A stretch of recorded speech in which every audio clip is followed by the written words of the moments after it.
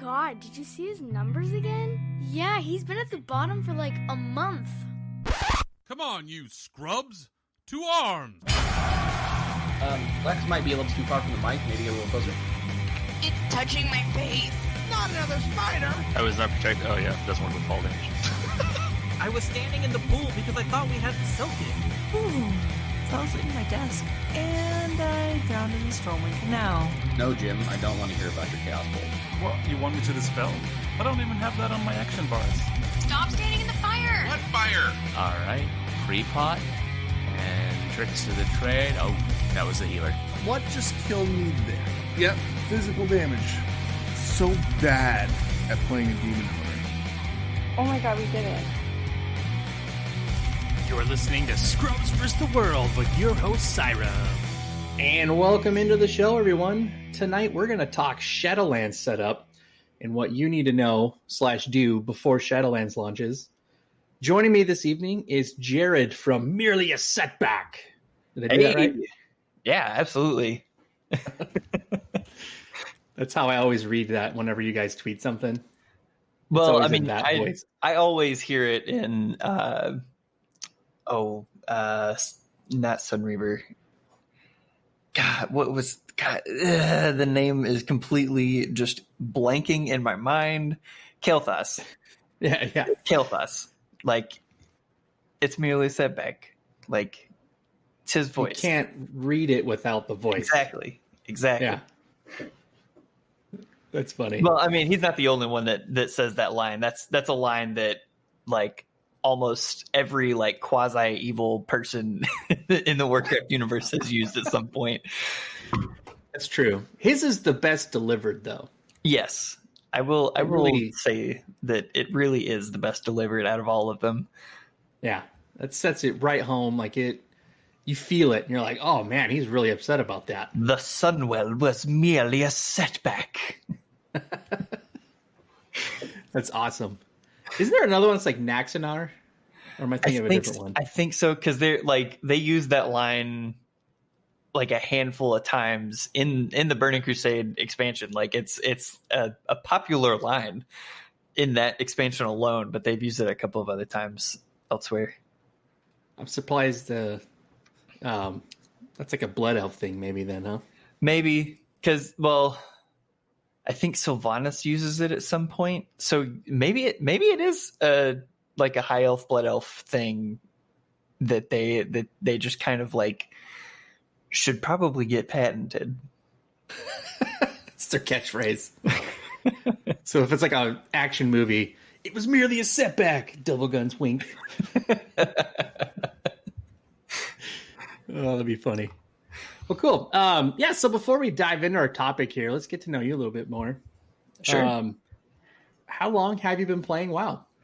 Well, I have been playing WoW since, a couple of months before Wrath of the Lich King was when I got in officially. My little brother had been playing since vanilla, and had kind of carved out a name for himself on the Elune server, and I had seen him playing every once in a while, and I've kind of always been a fan of MMOs. Like I was mostly playing like RuneScape and MapleStory before then. Like a lot of free MMOs, because I mean I was a kid. Yeah, what are you gonna do? It's hard to get money when you're a kid, right? Exactly. But he turned me on to it. Actually, it turned me on to Warcraft 3 before, because I had seen him play, and I was like, so where should I start? Like, if I want to get like into the Warcraft universe, he was just like, play Warcraft 3. And I did, and fell in love with the Warcraft universe almost immediately. And of course, with Warcraft 3, like the big storyline through that entire thing is Arthas. And that was around the time that Wrath of the Lich King had been announced, and the huge cinematic happened with him raising Sindragosa and like an entire army just out of nowhere. So that was freaking awesome. And I was just like, okay, well, I got to play now. I have no choice. So I got into it a couple months before Wrath of the Lich King hit, and got a Night Elf Hunter all the way up to about like 45 right before the expansion hit, and then realized that I could make a Death Knight if I got to 55. So I get to 55 like as soon as the expansion hit, made a Death Knight, got all the way up to 80 on it, and just kind of never looked back.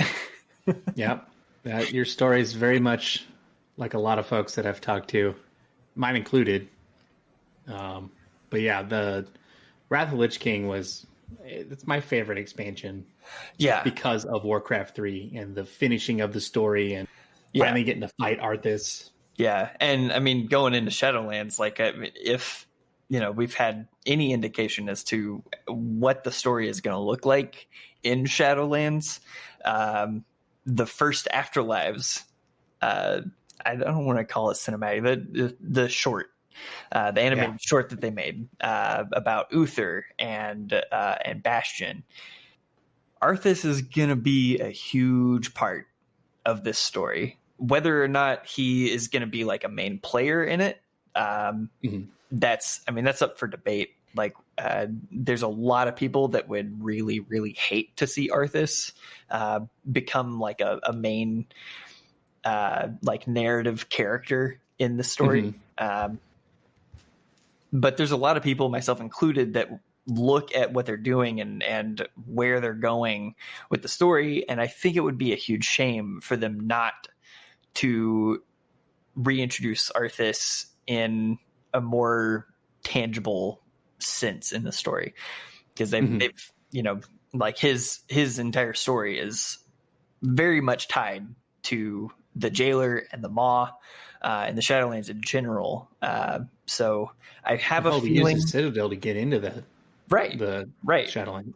We break the Helm of Domination, or I say we. Sylvanas breaks the Helm of Domination to break open the rift between the mortal realm and the Shadowlands. That's huge. That's huge, because Arthas's soul, in part, was in that helmet, as well as Ner'zhul. Like that's part of the whole storyline. It's like Ner'zhul was trapped in the helmet. Arthas put the helmet on.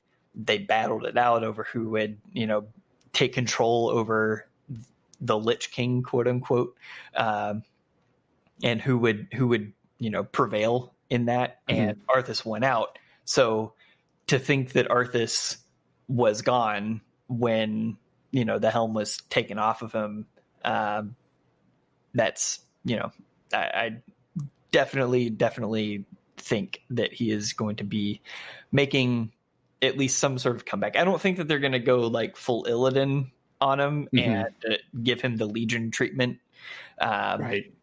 Where he's a good guy, right? They ship him in and have him be like a Deus Ex Machina of sorts.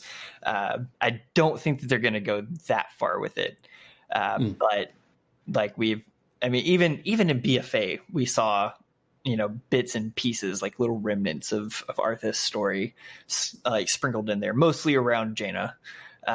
But he's definitely a part of the story, and like to think that he's not going to be a huge part of the Shadowlands is, it's you're wrong if you think that. Yeah. It's an ill-informed opinion. Yes. No, I think it's going to be great, because seeing that short and watching him, like Uther's like, "If you, buddy," and then Arthas is kind of like shocked by it, like, "Oh, what's going on?" And then he's falling backwards into the maw. Right. Like, I want to see how he responds to that. Like, that's going to be interesting. Yeah, I don't think that he was necessarily like conscious for that. Like seeing Uther drop him into the maw. I don't think he knows that it was him, because he like.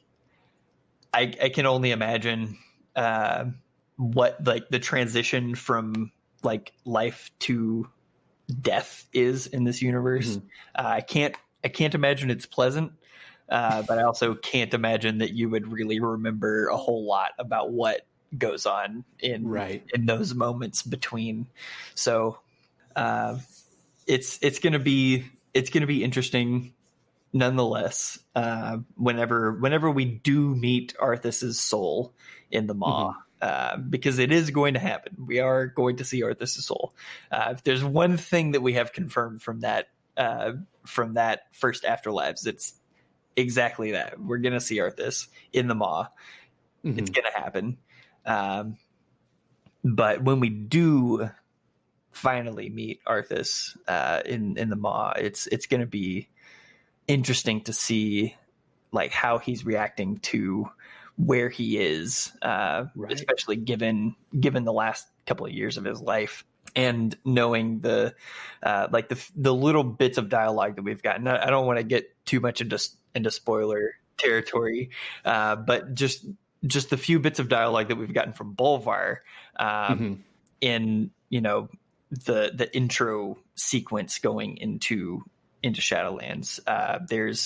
There's definitely a connection between just with the Helm of Domination itself. Like there's a connection to the Shadowlands that Bolvar experiences. So Arthas surely experienced that as well, and being now thrust into the maw, and presumably having been there for several years at this point.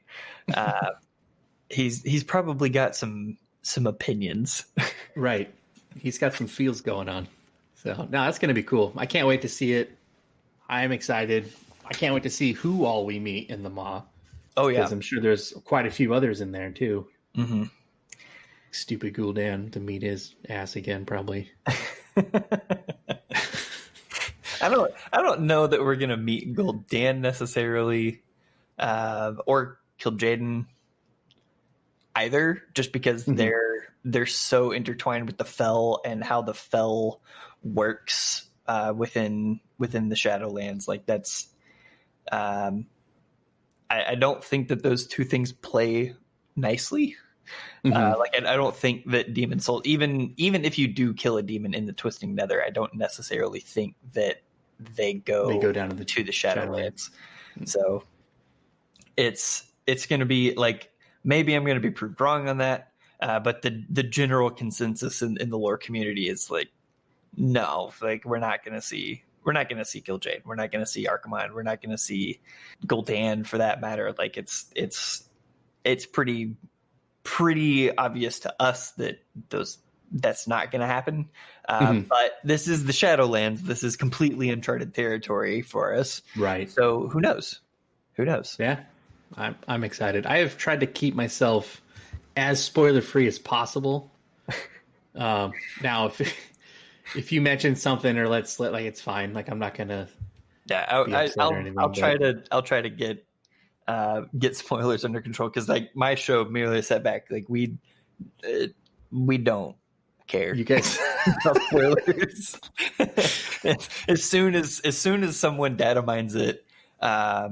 As soon as any information is out there, we're on it immediately. That's awesome. So spoiler, I've known like most of what's going to be happening in the Shadowlands for quite some time now.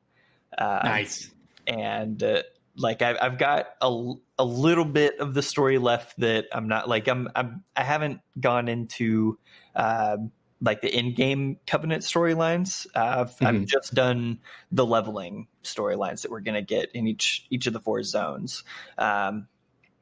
So like that kind of stuff I'm not really doing, or I'm trying to stay away from it. Like I know what happens generally in those storylines, just because I need to know to be able to talk about it intelligently.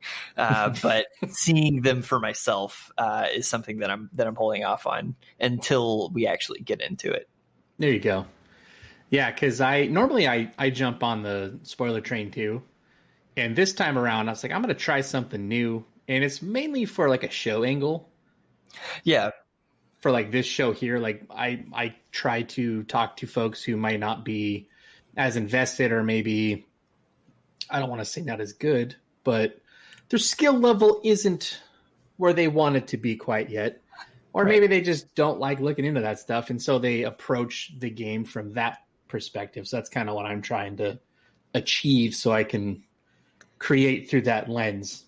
Yeah, if that made any sense get at all. get a new perspective on things. That's always a good thing to do. Right. And I think the other day you posted a meme that had a big dude getting arrows just sprinkled all up in his armor.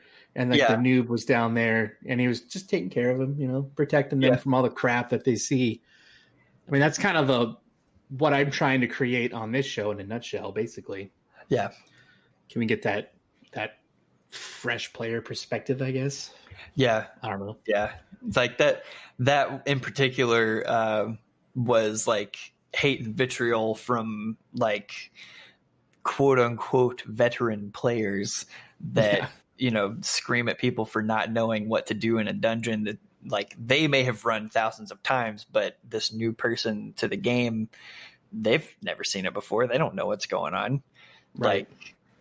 Like there needs to be someone or at least a group of people within any aspect of life, not just like video games in particular, but any aspect of life. Like it's a good thing to introduce new skills and new concepts to people and not be a shitlord about it.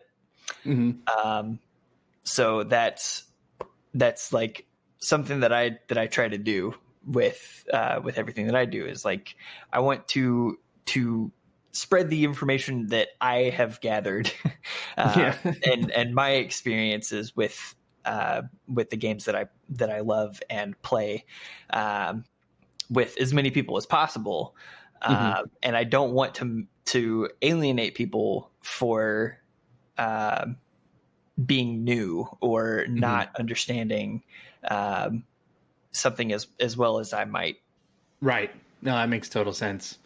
And, I've been playing this game since Classic, and I've had those moments where I was the fresh meat getting booted from a group because I didn't know, I probably shouldn't stand in the thing, but I did. Right.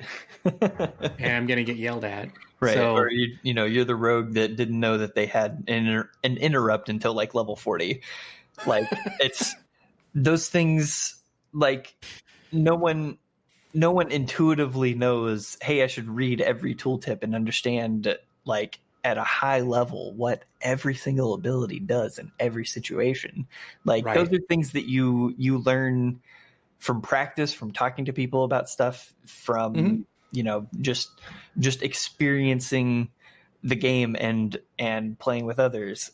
Like it's not something that you just know immediately. It's a process, Yep. As with anything. It's like we're talking about this through the lens of video games, but like literally any skill, anything that you can do in life, period. It takes time to learn how to do things. Right. Well, and to have that expectation, I know a lot of people have that on themselves. I have it in a lot of aspects of my own life. Why can't I just learn this? Well, it takes time. Yeah. Like you're saying. And the more you practice, the better you are.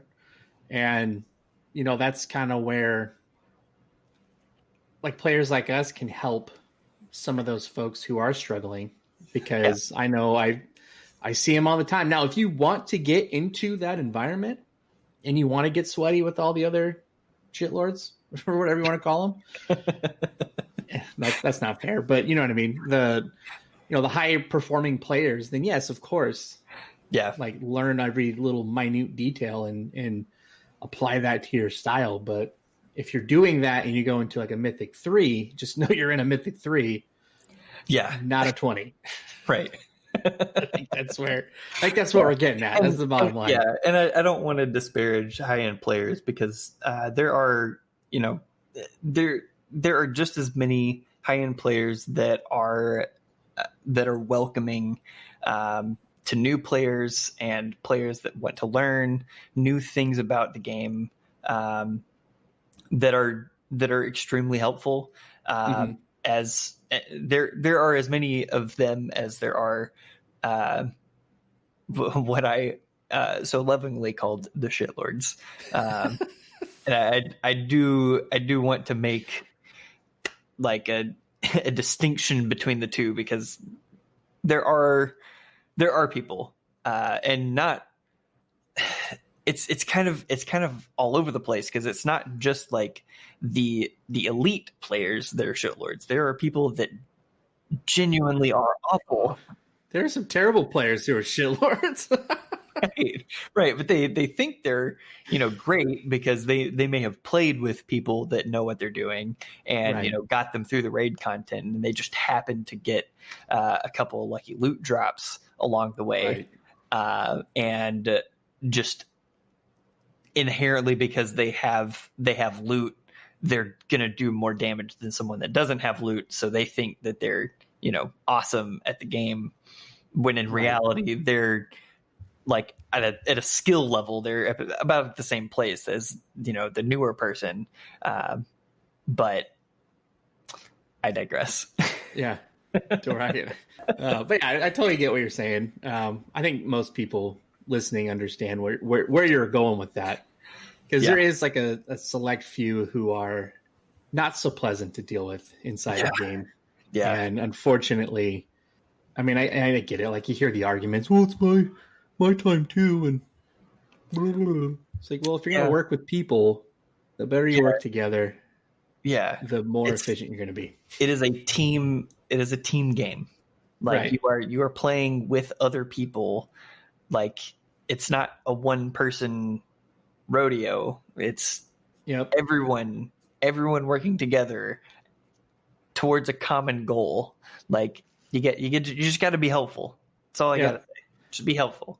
And to kind of capstone that, Michael Jordan passed too. I'm just going to say that. Yeah. I was alive in the 90s. I got to watch the Bulls teams. There's a reason why Scottie Pippen, his name exists, and Steve Kerr and all those guys. It's because he passed the ball too. Yep. Was he great? Sure. He was okay, I guess. I'm a Blazer fan, so whatever. But yeah.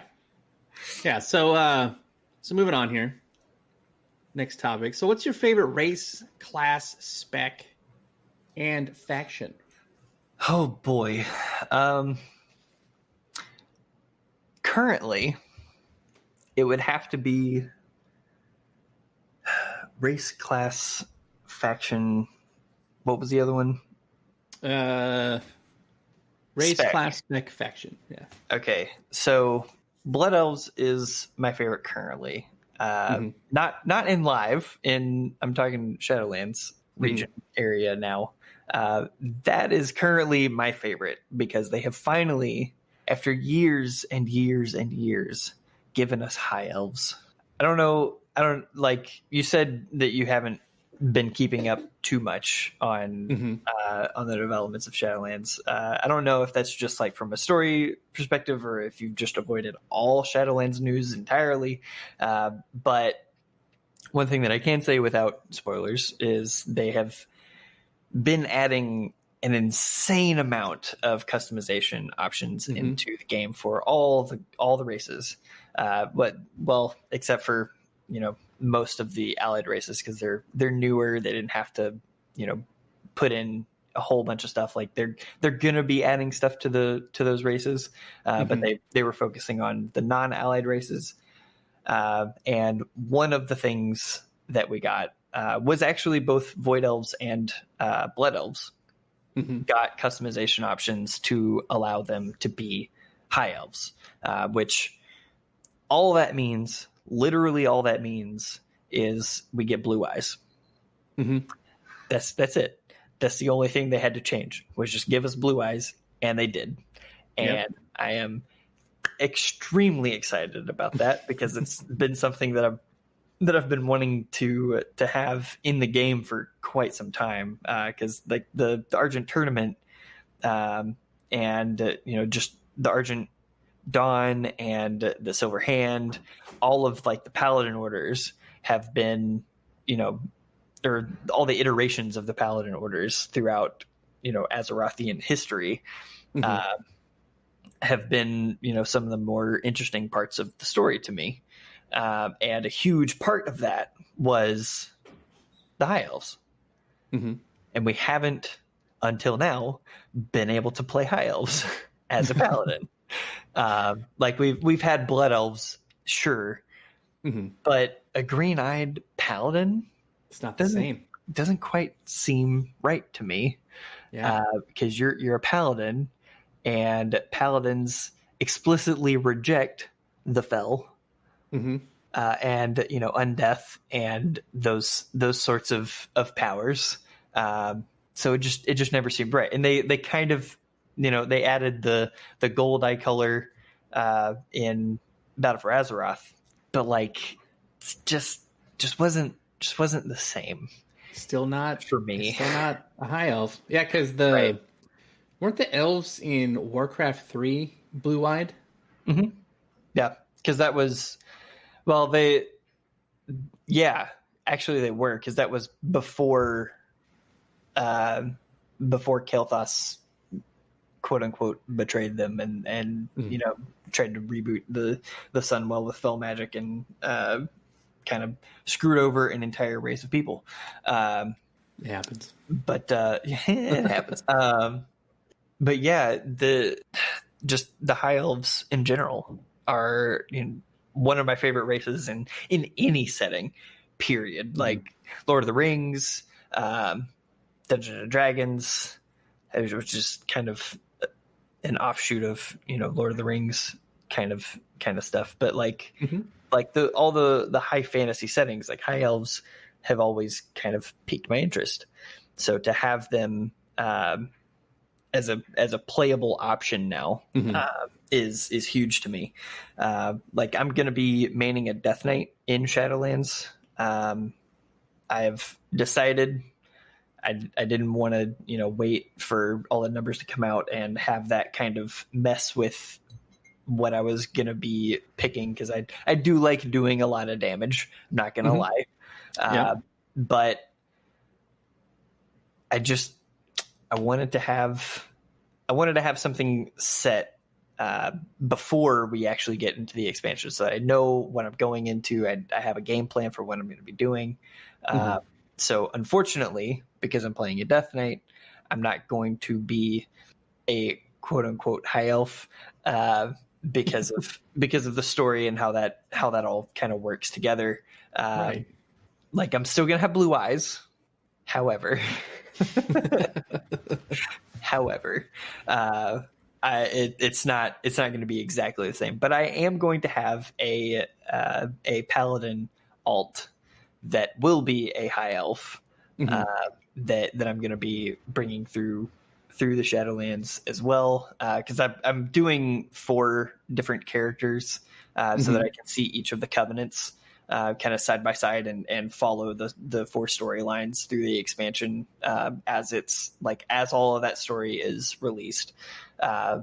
So that's going to be my second character. But to answer the question of favorite race, class, spec, and faction, high elf, paladin, retribution, horde. Nice. That would be like my favorite combination of everything. Which, I mean, if it was high elf and not blood elf as it is, then I would be faction neutral. I would probably just be a member of of the Silver Hand or another one of the paladin factions that are out and about.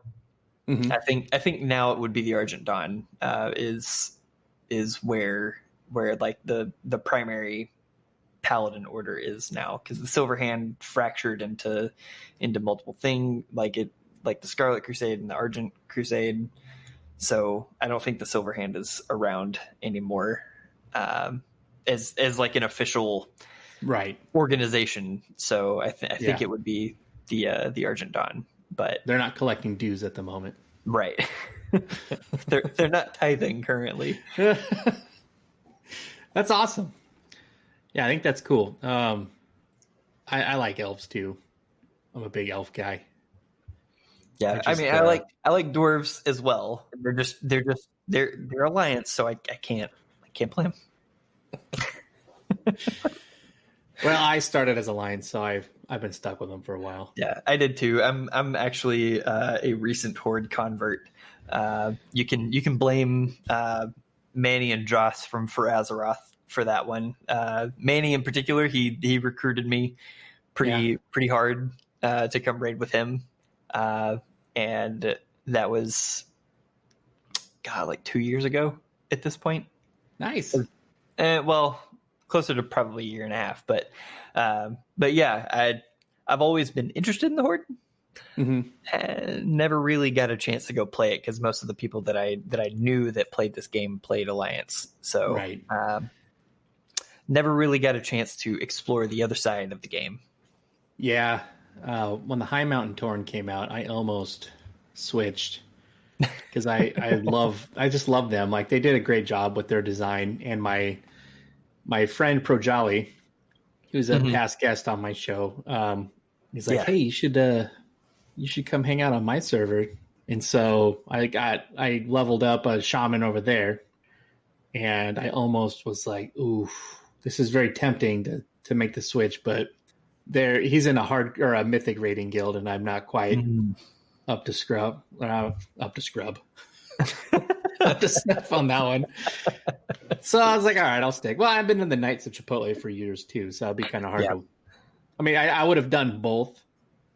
I'm not leaving the Knights of Chipotle ever. Yeah.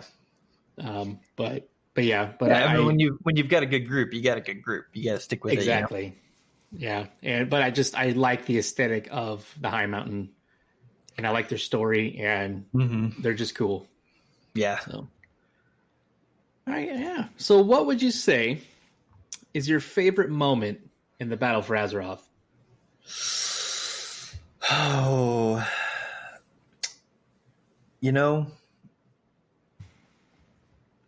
probably my favorite moment was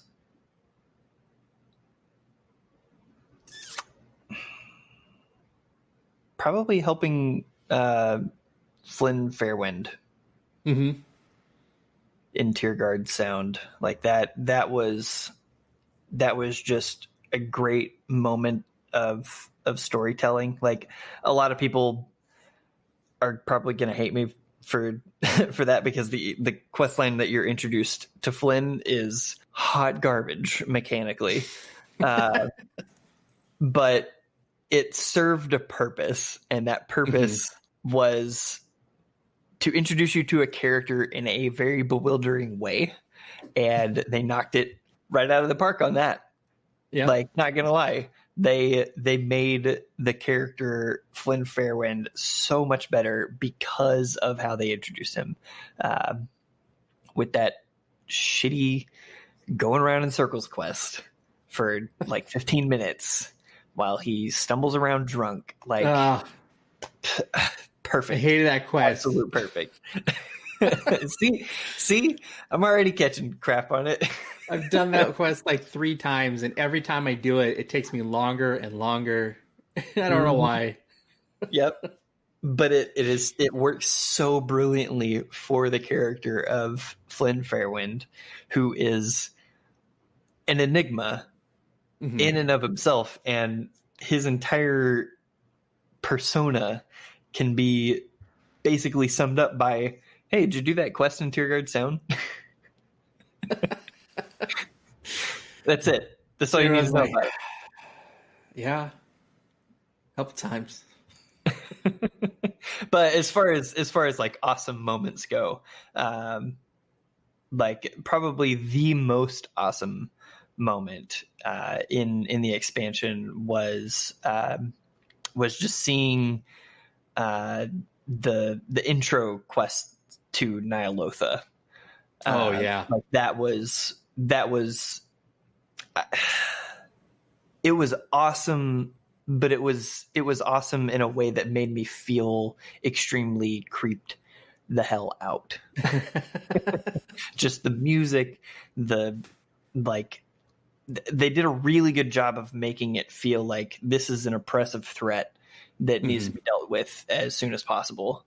And like a lot of people have given Blizzard a lot of crap for how the final patch of BFA worked out.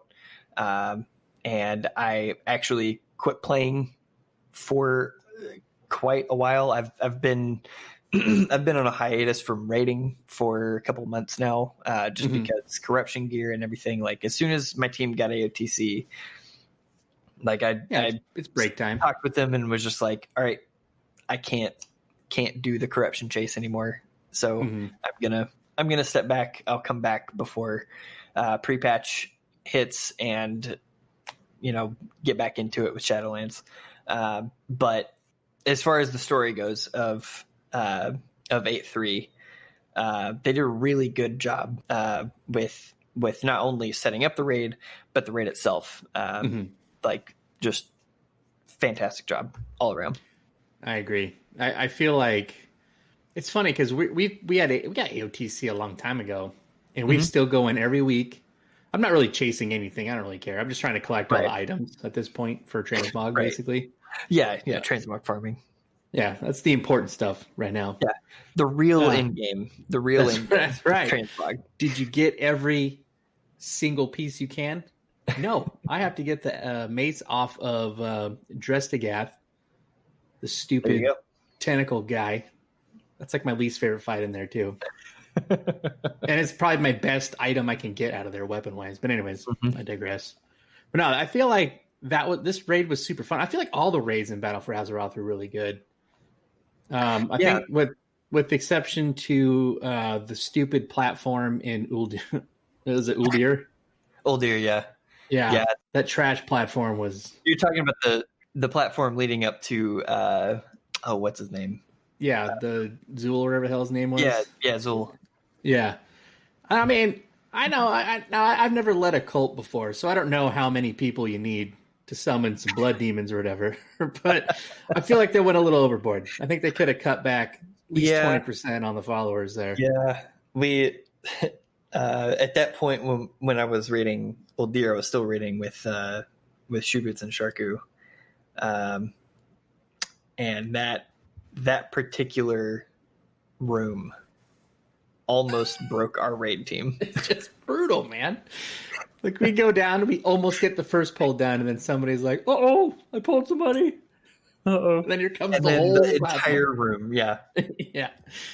So we used to just kamikaze it at one point. We're like, okay, we got to reset. You get enough gear at some point, like you can just, drop in and, gather everything up. And as long as you know which ones are the healers and you got someone in your raid team that's marking everything, like it goes fairly well. But like, God, the first like 2 months. Yeah, 2 months. Yeah. It's just brutal. Getting flashbacks on that one. Well, nice. Well, that's a perfect segue to jump into the Shadowlands prep piece. So you're taking a break, you're coming back. So from a gameplay perspective, like what are some of the things you're doing? Are you trying to save up some gold, do some raiding just to get back into the rotation swing? Well, since they made the change to professions in BFA, where they have now locked all the professions to each expansion individually, you don't really need to do a whole lot of prep as far as like preparing your character goes. Like getting a little bit of loot from a raid is probably going to be a good idea, although it's not really going to last you that long. Like even if you get completely geared out in mythic gear, like it'll maybe last you like 4 or 5 levels, but the gear that's coming out of Shadowlands is getting pretty high up there. Like even the neck, the Heart of Azeroth, like it's got an eye level of like 130, I think. Like if you have it completely maxed out in live currently, whenever the patch hits, it'll only be 130. Mm. So a lot of the gear that you're going to be getting out of Shadowlands is going to be a little bit stronger than that fairly early on, especially if you do any dungeons while you're leveling. That's going to get you gear that is going to be better than whatever you can get out of raiding. So again, it's not like you could like just get like pre-patch gear and be perfectly fine going through. So I'm not doing a whole lot to like necessarily prepare a single character for the journey into the Shadowlands. Mostly what I'm doing is just kind of like doing a little bit of mount farming, not going hard on saving up gold. At least not nearly as hard as people have been in the last, 8 months or so when they announced that that the long boy was going away. People making the mad dash to get 5 million gold, which they're all dumb. You should never ever like just have a goal in mind of rushing to get like that amount of gold to get one thing. Like you need to plan ahead. You gotta have a game plan in mind of like, okay, I'm gonna get the 5 million gold, but then I'm gonna use that as kind of use it as capital to keep making gold. Right. And then on the last day that the long boy is available, then I'll spend 5 mil. But I'll have, a huge amount of excess gold on top of that I'll be able to take into the next expansion. But to be fair, it is a very long process to make 5 million gold. It is very, very intensive, maddening even. But if you can, get a little bit of an entrepreneurial spirit risen inside of you, you can easily like carve out like a little market for yourself on the auction house on your server, and make a little bit of gold. And you don't necessarily have to go for it, but I mean, it's something to do. A lot of things that are going right now on the auction house are like transmog pieces. So if you're doing a lot of like mount farming anyway, like hang on to those BOEs, because you never know, one of them might be going for like a couple thousand gold, and then hey, there you go, you got a couple of thousand gold. Yep. Especially if it's one of those like funky pieces that don't really drop that often. Right. So there's a lot of pieces that drop that are like one-offs, or not necessarily one-offs, but they're just like rare colorizations of an item that might otherwise be common. Like that kind of stuff is all stuff that you kind of got to take into consideration. Yeah. If you put the time in, you can totally do it. Like I thought about doing it, like trying to save up the 5 mil once I hit my first million. And then I was like, I don't know if I want to do that. So I didn't do it. Well, I mean, having 1 million gold going into an expansion is going to be, invaluable, because you'll be able to, have that like pool of resources, because this expansion in particular, professions are going to be absolutely huge, because all of the legendary gear that we're going to be getting is dependent on crafters. So you're going to have either someone in your guild that can craft gear for you, or you're going to be able to craft, or going to have to be able to craft gear yourself in order to get access to all the legendary pieces, or you're going to have to be able to buy the gear that you want in order to transform it into the legendary pieces that you're going to be carrying. So it's going to be super important. Like I can't stress this enough. Like you have to get into professions this expansion, because it's going to be extremely cutthroat. I don't even know that 1 million gold is going to be enough to get you a piece within the first month, Right. if you don't do professions yourself, because it's going to be that. It's going to be insane. Yeah. So like you don't have to do anything to really prep yourself, because at the start of the expansion, you're just going to pick up Shadowlands crafting and whatever profession that you're going to want to do on any given character. You're going to start, it'll be level 1 for that expansion, and you can just level it through as you play through the expansion. So it's not going to be something that you need to do a whole lot of prep for now, but the more gold that you have saved up going into the expansion, the more gold you're going to be able to or the more gold you're going to have to be able to flip materials, so you can make more gold, so that you can, make sure that you're getting all the stuff that you need in order to craft the gear that you're going to turn into legendaries. That's a great plan. Because I know, because I used my gold like a dumbass. So I used it to buy my son and I copies of the game. There you go. So my wife wanted one too, and I was like, well, sweetie, I think once Shadowlands launches, I'm going to get an ore and an herb kind of store going, and I'll get you your copy shortly after launch. There you go. Yeah. So hopefully the token doesn't explode price-wise, but we'll see. Yeah. I mean, it always kind of spikes at the beginning of an expansion, because obviously there are more people coming in. So the tokens themselves become more valuable, but it's like a high spike and then kind of dips down and then has like mini spikes with every patch as it goes through. So it'll be a little rough right off the right out of the gate, but it's not going to be terrible. I might just spend $30 and patch that. I mean, if you think about it, I mean, I didn't buy it 3 times technically, right?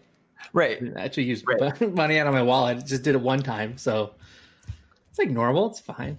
It's fine. Yeah. Well, cool. Yeah, I think that's a great plan. I mean, get your plan early, execute. Like, because that's my plan. Like, I plan on, because I have an herb alchemist in Cyrub. He's going to be my first guy up through the story. I'm going to be selling herbs like crazy.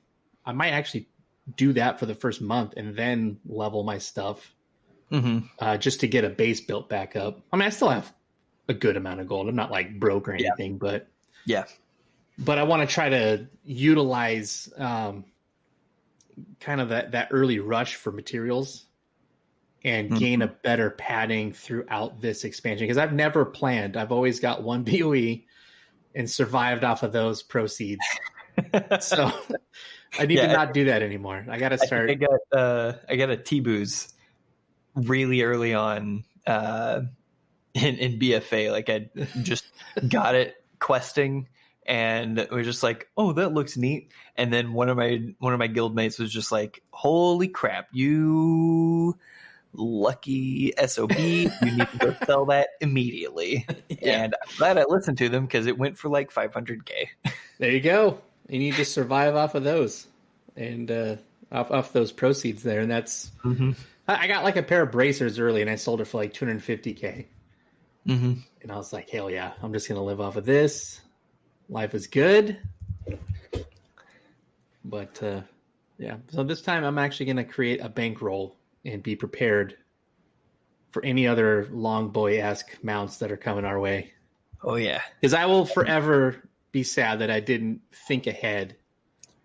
Because I love dinosaurs. I mean, the dinosaurs are the greatest. If I can make Jurassic Park, I would. It's not... Who wouldn't? Honestly. Yeah. I mean, if I had the scientific know-how and like the real-life money, I would make Jurassic Park happen. Vote for me, 2020. Jurassic Park. So that'll be a sticking point for me. But oh well. So, from a story standpoint, now obviously you're the lore guy on a podcast, so right, kind of have to know the story. But like, what are some of the things that you're looking forward to? I know we touched on Arthas early. What are some of the other things you're doing from a story standpoint to be ready for Shadowlands? Well, I read the book the day it came out. Mm-hmm. The new book that came out, Shadows Rising by Madeline Rue. We actually had Madeline Rue on our show not once but twice. Oh wow! To talk about Shadows Rising. The first time was just kind of like tell us your writing process, because it was before the book had come out, right? But we just wanted to get an idea of what it's like writing with Blizzard, because they're very strict on on lore about their game, and rightfully so. So we had her on to talk about that, and then we talked about the actual contents of the book a couple of weeks after the book came out. And she didn't really have a whole lot of insight as to what's going to be going on in the expansion, because they only gave her the knowledge that she needed in order to get the story written and out the door. Which, I mean, understandably so. But that story sets up a little bit more about what we're going to be doing going into this expansion. It sets up the story of Nathanos and Sylvanas, and kind of what their plans are, because Sylvanas doesn't actually show up in the book. Spoilers, by the way, if you haven't read it yet. I would highly recommend that you do read it. Pause the show and go read the book real quick, and then come back and join us. But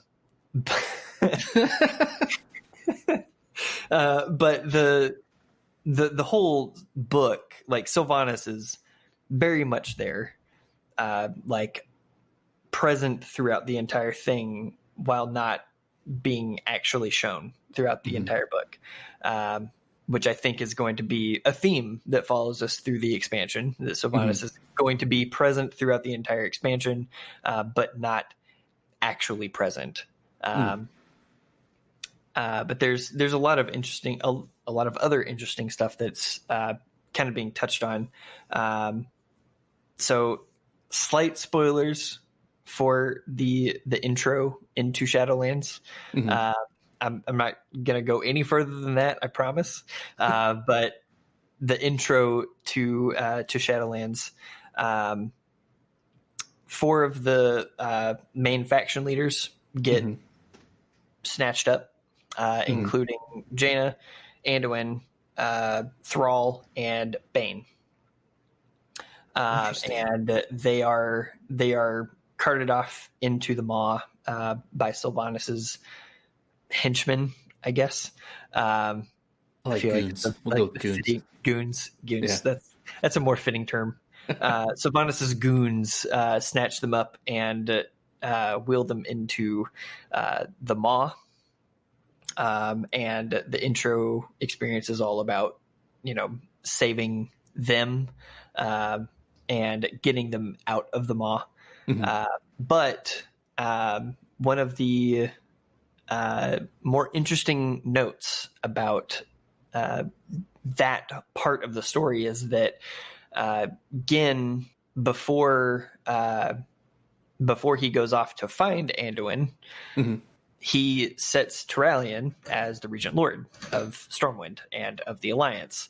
And if you read the book, you probably know that there are some interesting things going on between Turalyon and Illyria, who have started using their light and shadow powers to, how should I put this, aggressively interrogate people.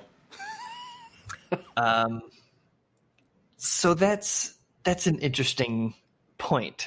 Couple that with some stuff that you can actually find in game now. If you go to the Scarlet Monastery, there are a couple of manifestos that are littered around in the monastery all of them are talking about how Anduin is a false king and how Gen should be recruited to help dethrone the traitor king, and how, like, yes, working with these malformed beasts is against our code, but we can use them to unseat Anduin and then kill them as soon as that's done with, and then take back Stormwind and take back the human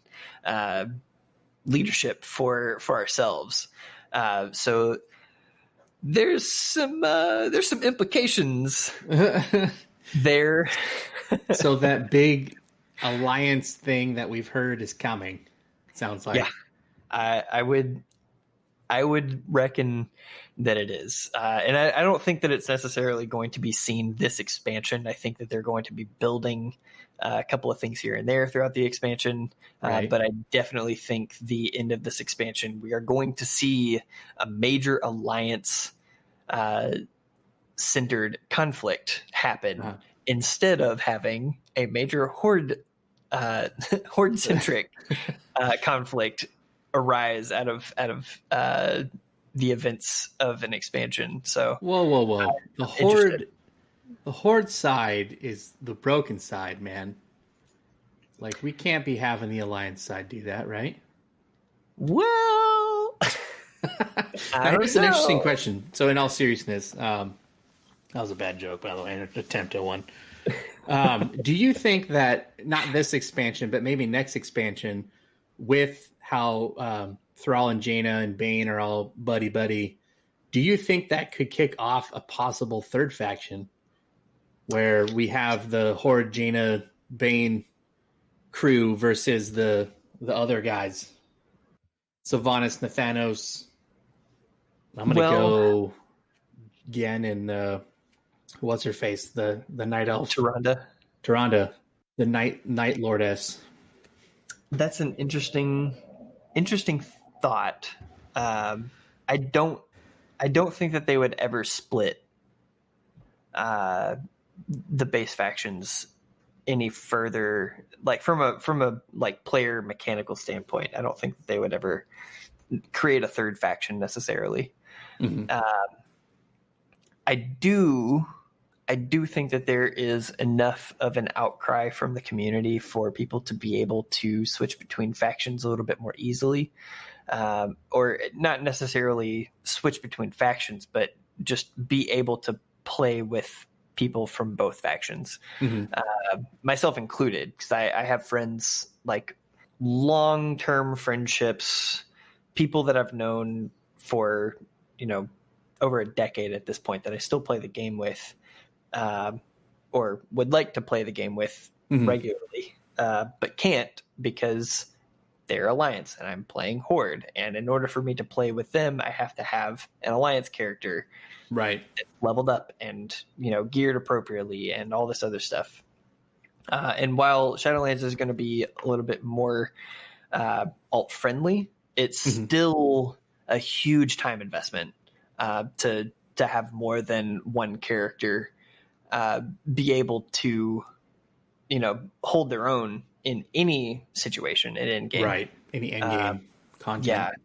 Yeah. Like if it was just like, I want to get in and do a couple of like heroic dungeons or something, like that'd be one thing. But that's not necessarily what people are looking to do. Right.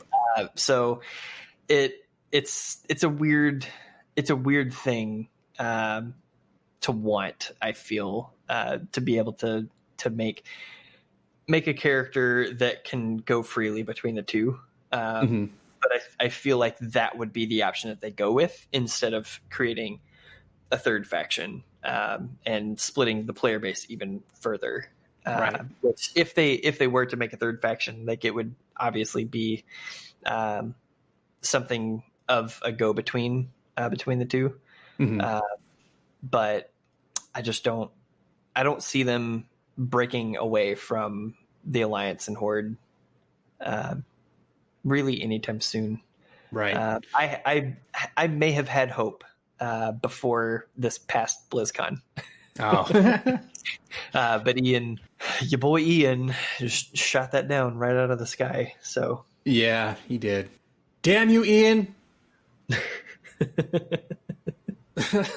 Which, I don't have a problem with there being faction conflict.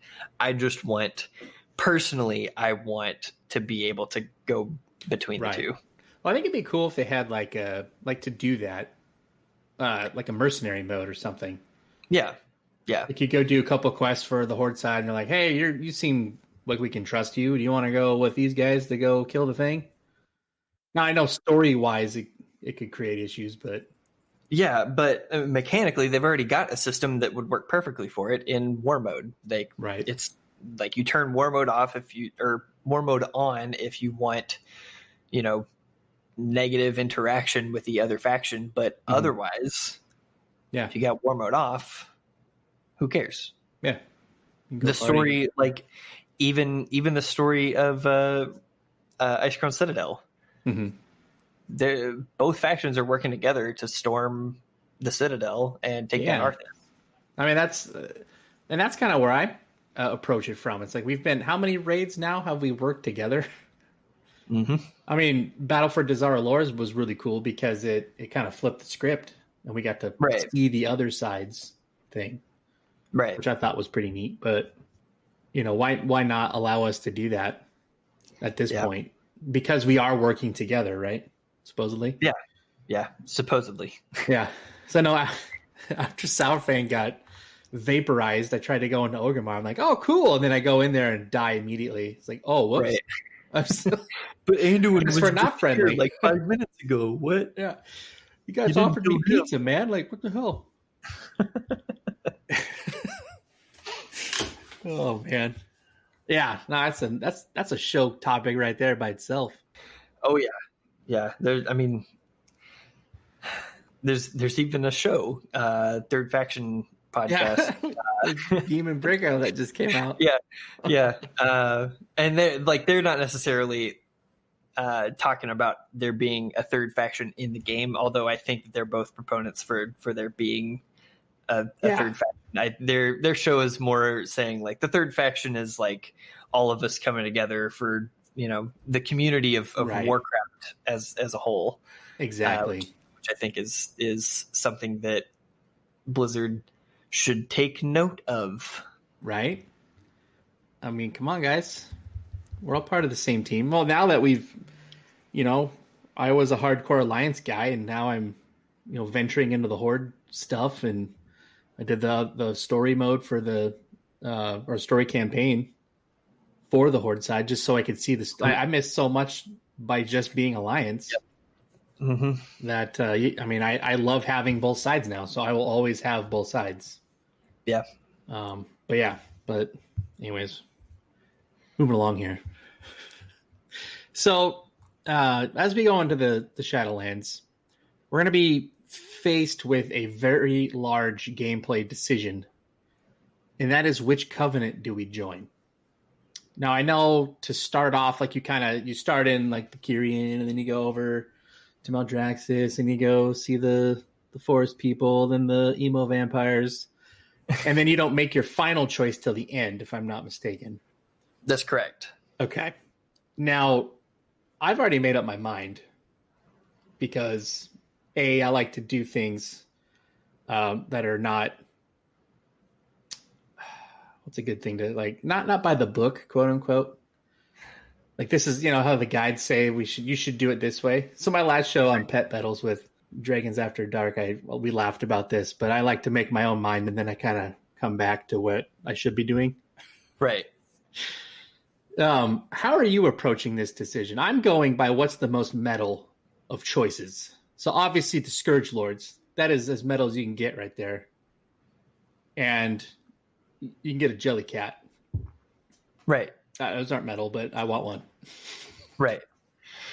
Well, the way that I'm approaching the Covenant choice, and this is something that I actually talked about with Truebill and Manny over on his stream, like last week even. Mm-hmm. I'm approaching it in a sense that I will go with the faction that I think fits the character best, Mm-hmm. and then kind of build my character around that to make it the best possible, like numbers wise, that it can Mm-hmm. be with the given choice that I have, because like I'm very much against the notion of them tying player power to the covenants. Mm-hmm. I definitely think it is a huge mistake. Mm-hmm. And like, I'm not gonna, go full on saying pull the ripcord, as a lot of people are doing these days. Oh yeah. Especially like as we get closer and closer to Shadowlands release, it's just going to get worse and worse. It's all or nothing, baby. Yeah. But I think that I'm going to go against my better judgment and trust Blizzard on this one, that they will be able to get everything tuned to a point where it's not going to be that big of a deal. Like Right. A lot of people are focusing more on the actual like class ability that you get from your covenant choice, but that is in no way the actual power of the covenant. It is the soulbinds, it's the conduits themselves that provide the brunt of the power that you're going to be getting through your covenant. And I think that they're going to be like things are spread out enough through all the different soul binds and the 4 covenants, because you get 3 different soul binds for each covenant, and I think that they're designing them in such a way that you're going to be able to find a, like, if you want to find the numerically best for any given like class or even spec for that matter, you can, but you will be able to find a way to get your character close enough to that no matter what choice you make. Right. So ultimately, play what you feel is the coolest to you. Play Right. what feels best to play. I've been in the beta, actually got in the alpha, so I've been testing out all of this stuff for months, and I've kind of settled on a choice for each of the 4 characters that I'm going to be bringing through, because I am going to be doing 4 to see all the story. But my Death Knight is going to be Necrolord. That is going to be my main, and that is going to be what I'm spending most of my time in. So we're going to be brothers then. Yes. My apologies. I said Scourge Lord. I meant Necrolord. I mean, they're both metal names. It's the same thing. Lord, Necrolord. It's all the same. Interchangeable. Yeah. Necrolord sounds cooler, actually. Yeah, it really does, and thematically fits in with the Death Knight, so it fits. Yeah. But then I'm going to have a Kyrian Paladin. Obviously, that's what I was going to do with mine too. You just you got Uther. Exactly. King of Paladins, you got to go with that one. And then my Venthyr is actually going to be a rogue. Because I mean the leather Venthyr set is just, it looks amazing. Yeah. And again, then, more important than anything else. Exactly. And then the last one, the Night Fae, is going to be a Demon Hunter, because their ability that they get, it's the Hunt. So if you ever played Heroes of the Storm, it's basically that, but cooler. Nice. Like damage wise, not good at all. Like not even remotely good. Like it's fine. It's just for the ability to just like teleport to something immediately. That's the only reason I'm going for it. Yeah. But their movement's already ridiculous as is. Exactly. So why not add, an instant teleport that you can just reactivate? Like you put a hunt mark on something and then you can just teleport to them every 20, 30 seconds, something like that. That would be great. It's ridiculous for a boss with ads. Oh yeah. That sounds amazing. You just put your mark on the boss, you go do with the ads, and then you teleport right back to the boss. Yeah. Immediately. Of course, I'd find a way to teleport back when he's doing some kind of damage thing, and I'll go right in the middle of it. Naturally. Dead. Yeah. But yeah, as far as the choice of covenants themselves, I definitely would advocate for anyone that's planning on playing Shadowlands in any capacity. Mm-hmm. Just pick what you feel is best. You're going to have a chance once you actually hit level 60. It'll unlock a quest that you'll go talk to the people in Oribos, which is the main hub that we're going to be playing out of. But you'll go talk to someone in Oribos. They'll say, okay, you've helped all of these covenants. You need to pick one so that you can, reinforce their forces and help them in their conquest against the jailer. So you go talk to all 4 of them, and you get, if it wasn't already obvious what each covenant is about by the time you get to level 60, there's a little lore snippet that each of the 4 representatives will tell you a little bit more about that particular covenant. You'll be able to try out each of their abilities at level 60, and in the room that you're going to be making this decision, there's going to be target dummies. Oh, that's cool. So you can just talk to the dude, get the abilities to test out, and test them out right there. It's not going to be nearly as impactful as taking these into a Mythic Plus or a raid for that matter. Sure.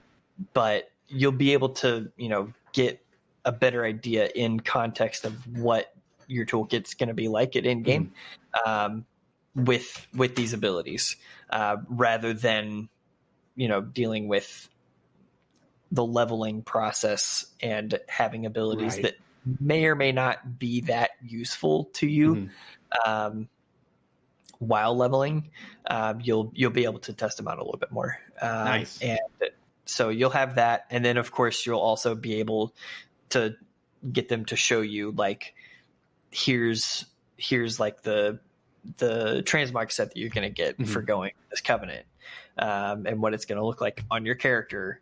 Not just a human. Right.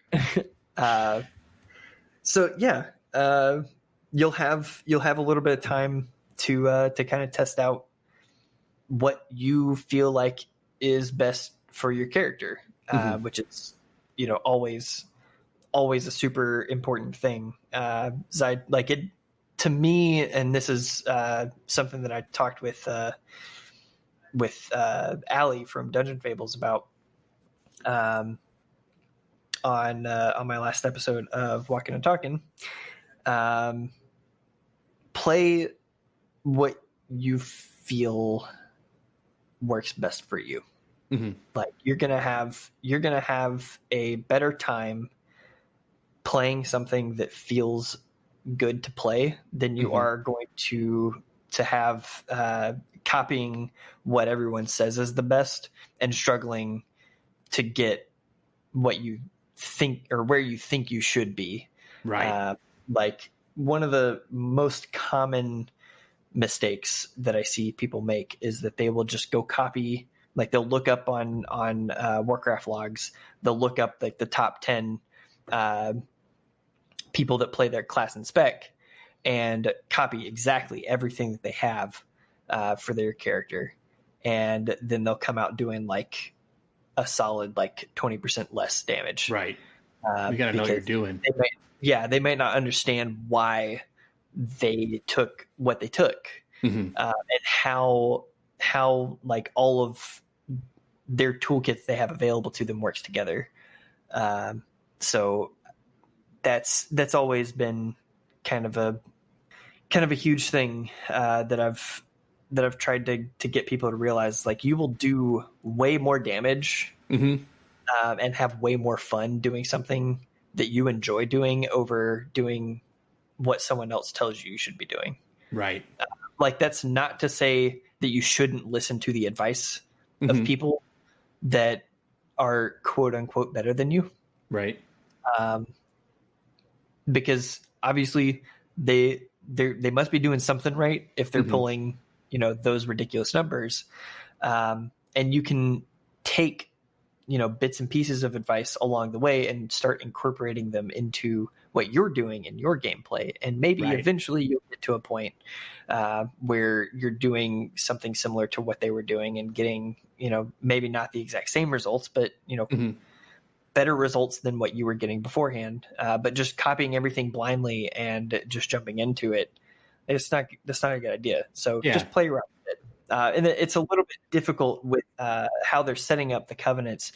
Like, you're not going to have months and months to try out one ability or try out all of the abilities for that matter. You're going to have a couple of weeks at most before you're, starting to fall behind. Right. So it's kind of and I'd say fall behind. There isn't ever going to be a point where you're going to be like so far behind that it's just impossible to catch up in this expansion. Like, the main thing that you're going to be doing week to week is gaining what they're calling renown, which is just reputation. But it's specific to the covenants. And the higher renown you get, the more stuff you get from your covenant. So everyone's going to be going along, but if you happen to decide that you want to switch to a different covenant, you're not going to be so far behind everyone else, because you're going to have they're going to have like catch up stuff for you to be able to do to get back up to the level that you were at with your previous covenant. So it's not going to be that big of a deal. But you definitely want to think about what you want to do. Exactly. It's a big decision. Right. Well, and to kind of go back to that piece we're talking about, the copy and pasting, if you don't have context to what you're trying to do, you're not going to execute the game plan as flawlessly as they can. So they understand, the nuts and bolts behind each spell, and they know the flavor text, and they understand, okay, at this many stacks, I need to do this thing. And they've put that extra work and labor of love into their rotations. So that's why they're doing what they're doing with what they have. So So to kind of add to what you're saying, I think it's so important to play with what you want. So like, I play golf, for example. Like, here's an example. If you have a pro player's clubs, a lot of them use a blade style iron. So if you don't know what that is just like a solid chunk of iron, basically. But you can get, if you've never played before, you can get what's called a cavity backed iron. And it's a bigger faced club with a bigger sweet spot on it. So your swing doesn't have to be as perfect as the pros are to hit a golf ball as far as you want it to. So basically, to throw this analogy in there, find your cavity back iron so you can get the most out of your game. And, going through the covenants and trying out the abilities seems like a great idea. And hopefully, like you're saying, that penalty isn't too bad in practice. So if you get one you don't like, you can switch. Because like looking here, like each covenant has a signature ability. I pulled them up. Yeah. So the Kyrian has a Summon Steward. I'm assuming it's one of those little beefy owl dudes, isn't it? Yeah, the Swolkins. So how that works is they'll like it. Basically, you just summon them. You can sell them stuff from your bags, and you also get a potion from them that you can use. Like I think it's on like a 1 minute cooldown or something. That removes all negative effects from you and heals you for a little bit. Oh, that's cool. So that's like the main point of that signature ability. Yeah, and then the Venthyr, they have Door of Shadows. Mm-hmm. You get to wend through the shadows appearing at the targeted location. I don't know what wend means. I've never heard that word. Basically, you can teleport without without pathing. Oh, okay. Like if you have like two cliffs, you can teleport from one to the other. Oh, that's cool. That's a neat ability. It's broken. Yeah, no kidding. It's disgustingly broken. Well, I might have to become an emo edgelord and do the Venthyrs then, I guess. We'll see. Then, of course, the Necro Lords. They have Fleshcraft. Now, this sounds cool.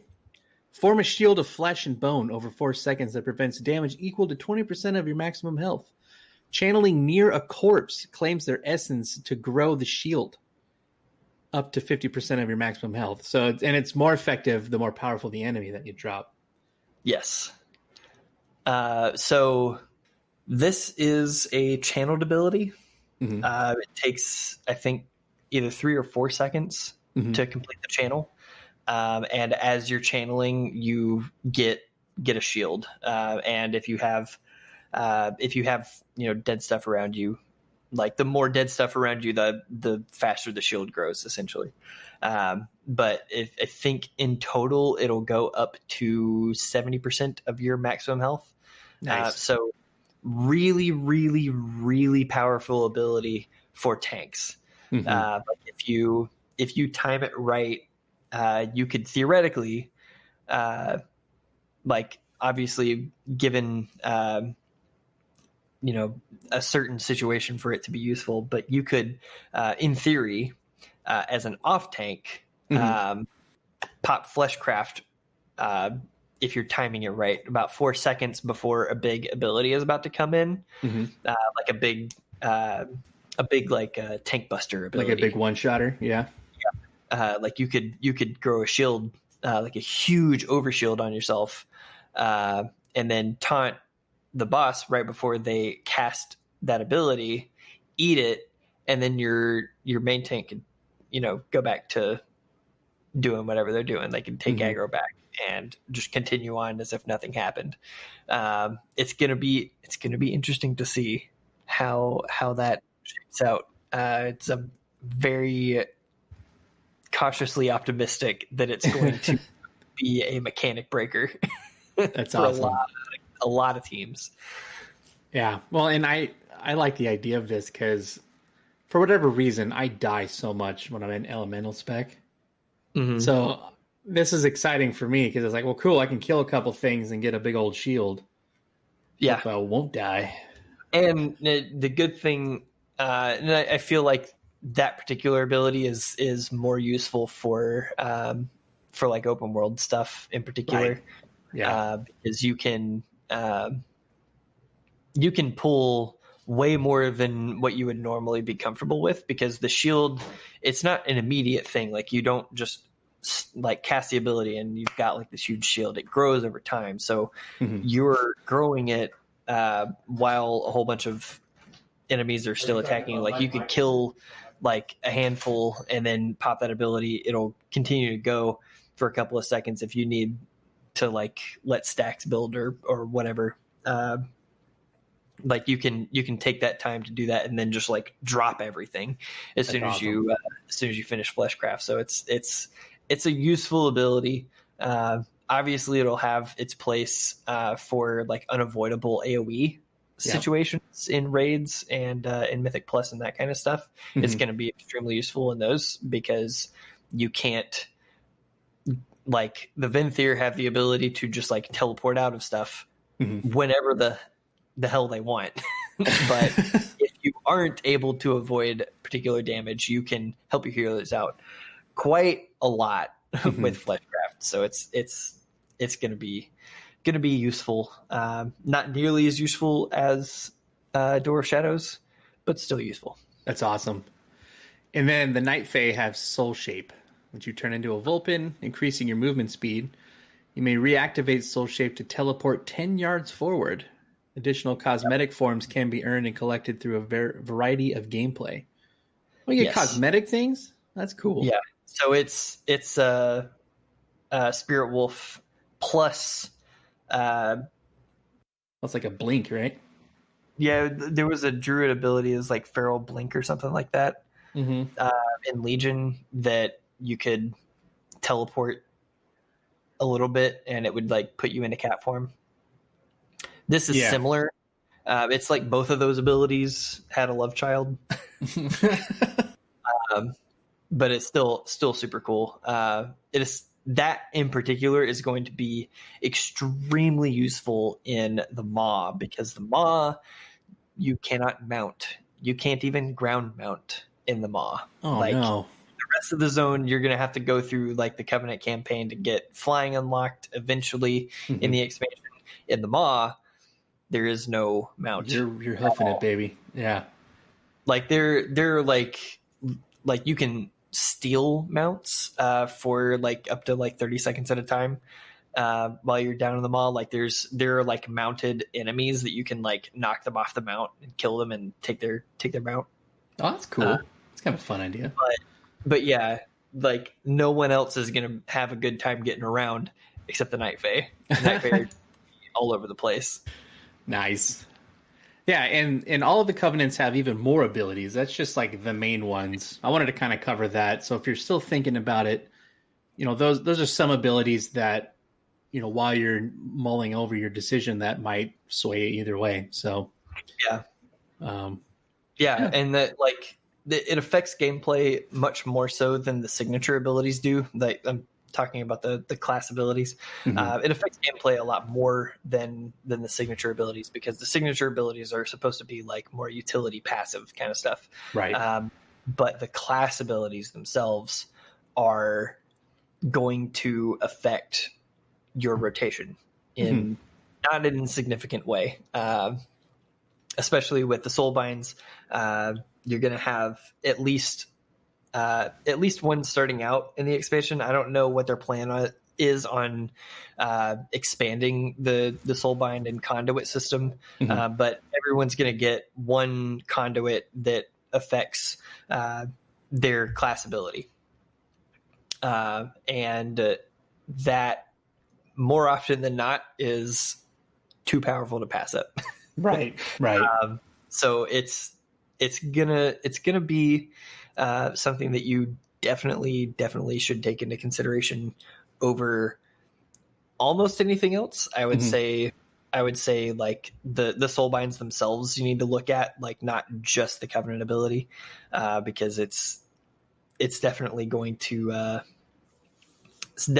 be something that you're affected by more so than anything else in the Covenant system is the soul binds and the conduits that you plug in.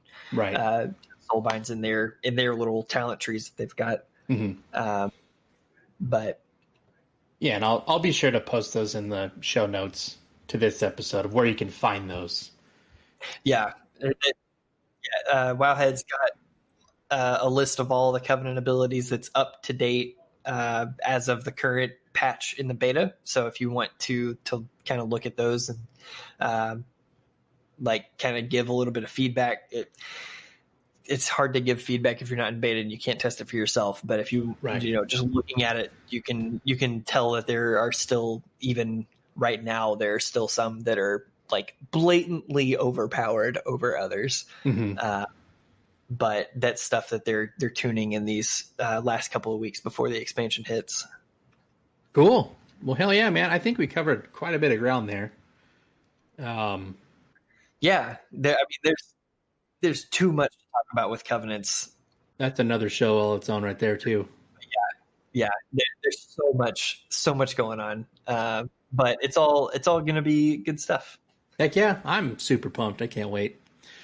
So another thing that, or another exciting moment here is one that we like to think back on and with great embarrassment. But this is my favorite part of the show because I love hearing all of the goof ups everyone has. What is your favorite all-time WoW Scrub moment that you've ever had? Well, it was actually this expansion, Battle for Azeroth, in the very first raid in Old Deer. We had gotten through all the way to Gahoon. And I'm pretty sure that there's still a clip of this circulating around the internet somewhere. If you're interested in finding it, hit me up on Twitter. I'll see if I can link it for you. But there was a point in Gahoon progression that we were having a little bit of trouble with, because there's like 2 hallways that you got to like run an orb down. Yep. But you can't just have one person do it. You have to like pass it. Like have people set up all the way down so that you can get the orb into like this little socket that did something. I don't know exactly. Brought down the beam of pain upon Gahoon. Yeah. Right. Yeah. So we were having trouble with it. Turns out Demon Hunter tanks have an extremely easy time handling that mechanic. Oh. I had been playing a Paladin tank when we had started progression on that fight. And I'd been playing around on my Demon Hunter a little bit and gotten in a little bit of gear through doing Mythic Plus and all this kind of stuff. And was just like, you know what? I'm just gonna switch to Demon Hunter to deal with Gahoon, and it'll all be fine. And the very first time that I ran an orb, we had been using the word dunked to like on voice comms to let everyone know, like, okay, we got 1 orb dunked, we got 2nd orb dunked. Okay, cool. Everyone back down. That's all I had heard about that. And I also knew that you had a special action button that you used to throw the orb. Very first time I went down, I went up, went down to the end of the hall, threw the orb at the receptacle that is supposed to go, thinking that it was just going to be like an area of effect. Like if it hits the area, it'll socket and everything will be good. Said dunk, hopped right on down into the center, and everyone was just like, did you put it in the slot, dude? It's like, yeah, I got it in. And my raid leader at the time was just like, you dumbass. You threw it, didn't you? I was like, yeah, what was I supposed to do? He was like, you're supposed to click it. And I just shut the stream off at that point. Just out of pure embarrassment. I was just like, okay, well, that's the end of my WoW career. I will next time. Yeah, cool. So yeah, I think that's probably my favorite moment. That's beautiful. I love that. Well, we had a warlock that switched and vowed to never play warlock again because of that fight. Yeah, awful fight. Oh man, that's so funny though. Truly. That is the best. Like we all have those moments where, you think you got it figured out, and then you're like, oh wait, whoops. No, you didn't have anything figured out, buddy. You did a great job getting up to. You just didn't finish. Yeah, I was there. Like that's the thing, is I was on top of it. Threw it anyway. Didn't click, just threw it. Whoops. Yeah. Oh, it's beautiful. Yeah. I love that.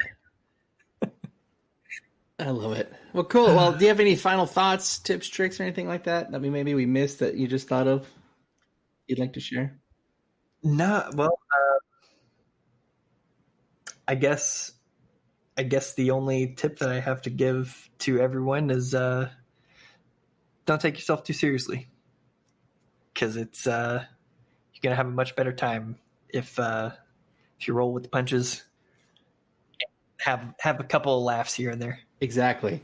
Hence the scrub moments. You can laugh at those. Yeah, that's like one that I'm okay with sharing, and then the rest of them just like that would completely destroy me if any of those got out. So we're just not going to talk about those. I started streaming my raid, so you can come and see me scrub it up every Wednesday. Well, cool, man. So where can we find you on the interwebs?